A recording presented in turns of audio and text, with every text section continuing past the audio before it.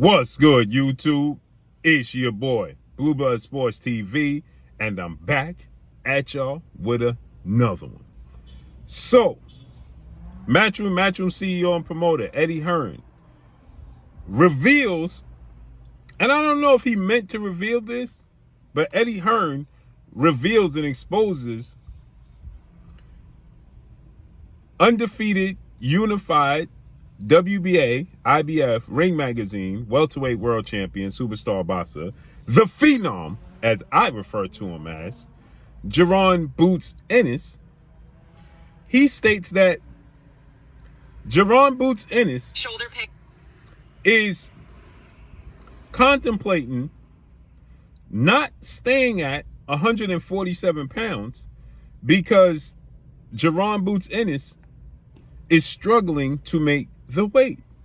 He's 34 wins, no loss, no draw, 30 wins by way of knockout.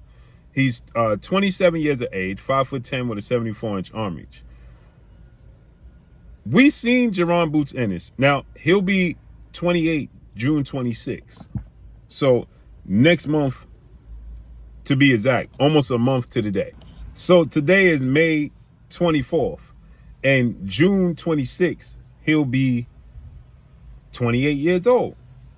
And Eddie Hearn is stating that he has concerns, Jaron Boots Ennis that is, with fighting two-division world champion, former unified lightweight, and reigning WBO junior welterweight world champion, superstar boxer, Teofimo Lopez, because he don't know, Jaron Ennis, how much longer he can campaign and stay at 147 pounds. Now, I'm going to play you the clip that Eddie Hearn stated this, that I took from Dante's Boxing Nation. Shouts out to Dante Boxing Nation. I took the clip from him because the initial clip was probably going to get flagged. So I took it from him.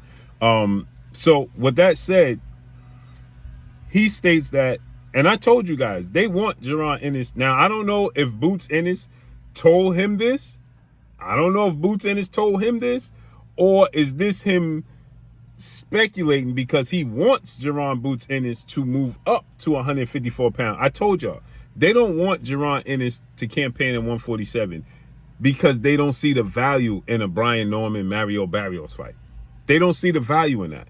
They see a much more lucrative opportunity against Virgil Ortiz and guys at 154, and or if he stays at 47, Teofimo Lopez.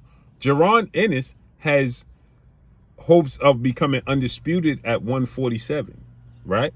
So Eddie Hearn, this is what Eddie Hearn had to say. Let's listen to what he had to say, right? And again, I've said this, when you look at Jaron Ennis at the weigh-ins, right? I said he looks weight drained, right? And he wasn't, Boots wasn't too fond of me saying he looks absolutely weight drained. You know, his face looks sunken in before the Karen Chugajan rematch, right? His face just looked sunken into me. He didn't look healthy, right? But nonetheless, Boots Ennis, he states that he's healthy. You know what I'm saying? So, but let's listen to what Eddie Hearn had to say.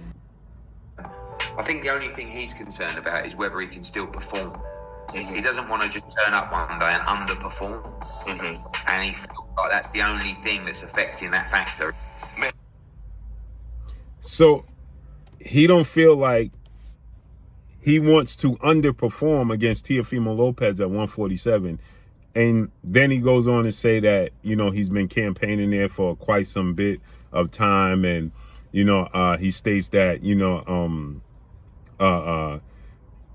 it's going to be a day where he's still a baby, so he's still growing. So it's going to come a day where, you know, that weight is going to become an issue. Him trying to fight off that weight is going to become an issue, right? Again, like I said, I looked at Jaron Boots Ennis' face and his body when he was going into the Karen Chugajan fight. He looked like a skeleton. He looked like Frank Martin. You know what I'm saying? That wasn't good. You know what I mean? When Frank Martin fought Tank Davis, he looked like a skeleton, right? he can't make 135 anymore. He can't. So with that said, Boots is you know, he is steadfast. Listen, I can still make the weight. He don't have no problem making the weight, according to him.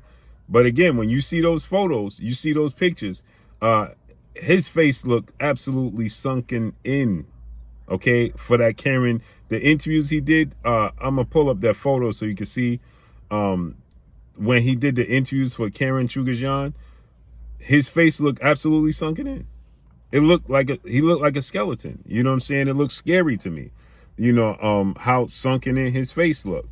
But nonetheless, he believes that he can do it, and he stated that it was an issue because, you know, he had the IBF, the International Boxing Federation, with President Mr. Peoples, and they have that next day 10-pound rehydration clause.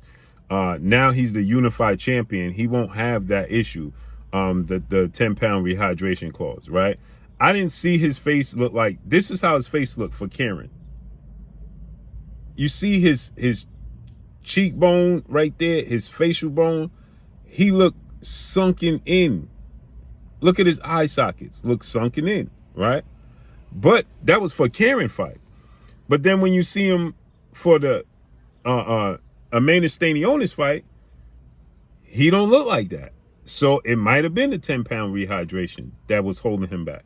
So we got to see how this unfolds and plays out, man. But yeah, Eddie Hearn is claiming that weight is an issue and he can't stay at 47, and he's concerned will he be able to perform like he wants to perform against Teofimo Lopez.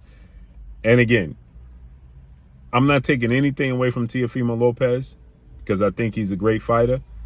I just don't think he could compete with Boots. Even if Boots was a bit dehydrated, I don't think Teo has the punching power, the mindset to beat Jaron Boots Ennis.